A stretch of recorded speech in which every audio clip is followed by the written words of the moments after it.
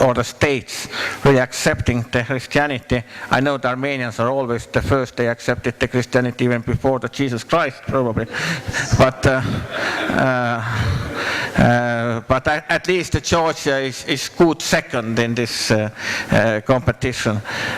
And in this context, it's very clear that this is European heritage. And just look forward how it developed. It developed to the same feudal system, the system of knighthoods, the system of in many ways which were very similar, like you see in the European countries.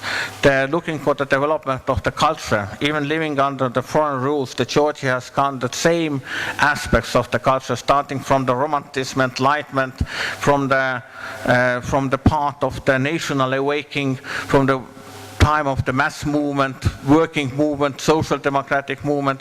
Very few people remember that Georgia was one of the first social democratic countries in the world ruled by the social democrats. In the time of the independence, till the Georgia was occupied by the Soviet Russia in these times. So it's very much the same. And in this context, of course, it's very sad to look on the developments of the Georgia after the restoration of Georgian independence.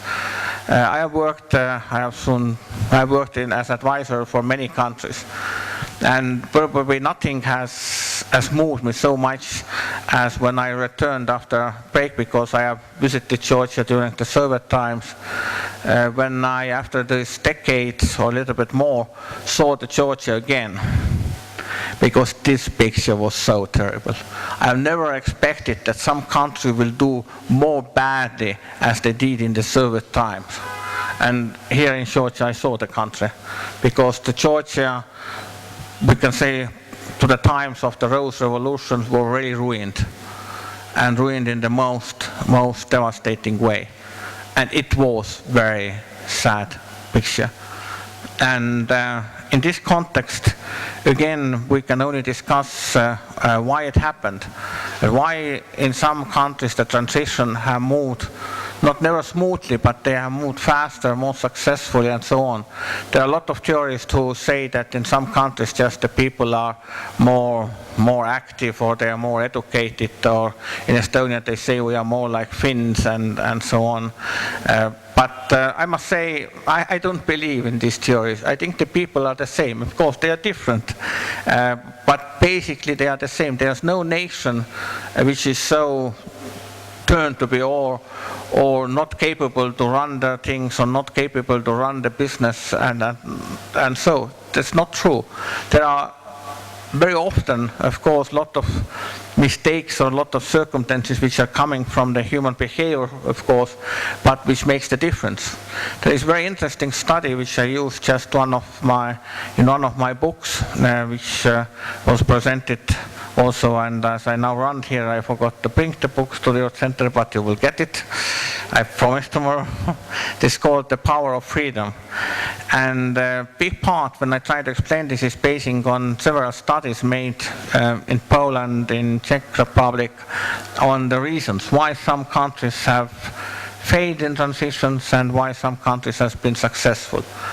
And looking on the Georgian case, or the all common case which was found was three conditions which have been very crucial for the success of transition. First of condition is no war. The countries who have gone through the war have performed significantly more badly as countries who have not. Of course, this is not very often the decision of this country itself, but also we must say in some part that is.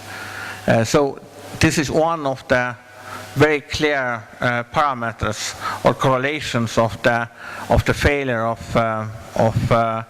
transition. The second very large point, which was even actually more related on the unsuccess, was how many years the countries had spent under the communism.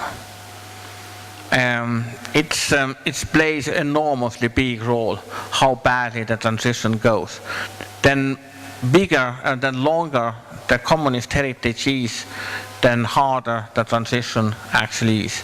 There is a very clear correlation between these things. And this is one reason why, for example, the Baltic countries, at least by those studies, have performed significantly better as the countries like Georgia.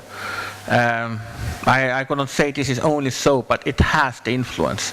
The communism is real disaster.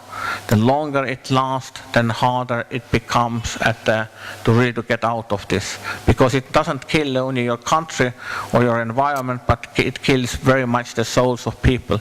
And not directly, so it's not questioned that the people are becoming communist or not communist, but they are just becoming passive. They will want and remember these good times when they didn't have to do themselves anything.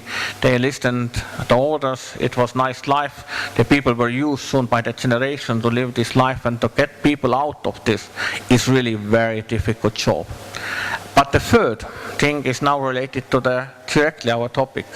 By these studies there is direct link on the European perspective, which means the countries to whom were opened the perspective, or who fought for this perspective, successfully getting it open for themselves, have developed at least partly thanks to this perspective significantly better as the countries who have not had it.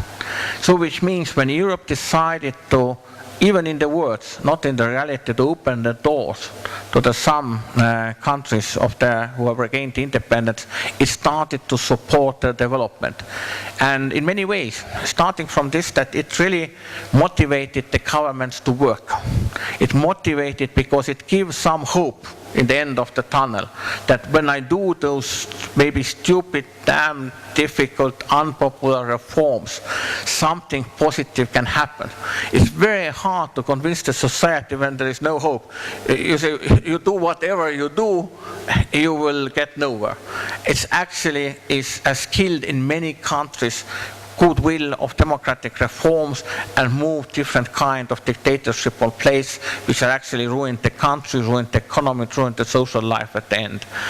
And when the researchers have divided the countries looking on this perspective, they have found very clear correlation of the success. And you don't even need a scientist, just let's look at the Balkan countries after for a long time, and there's lower development compared to the Central and Eastern Europe, which at least partly thanks to this perspective have done better. And second, very practical economical aspects, when somebody in European level starts to talk about you as the possible member state or part of the family, this will be listened by the World Economic quite well. Because this is one question of security. This area is unknown for Europe. This area is unknown for investors. And they're all afraid to invest to the countries which they doesn't know. When you have such a perspective, it helps immediately to get your country forward and to get the investments, get the economy moving and so on. So this is an enormously practical question actually. And I can only be happy on my case, on my country case, that we got this perspective, and I think it has been absolutely wrong not to give it to more clearly to the other countries. Because it's not the question that when you join, when it will happen or what it happened, but when you oust the countries in some way, then it actually will work against the values of Europe. Not only it works against the moral attitude, but it's practically, most practically wrong, because Europe needs desperately actually the stability and positive development in this new Eastern Europe. This is not that only it's good for the people who are living in these countries and these countries themselves, but this is the European matter. Europe will be the biggest mistake to let the instability happen in our new borders. And it's sad, we can say, from my point of view, it's not so much understood at least as I personally want.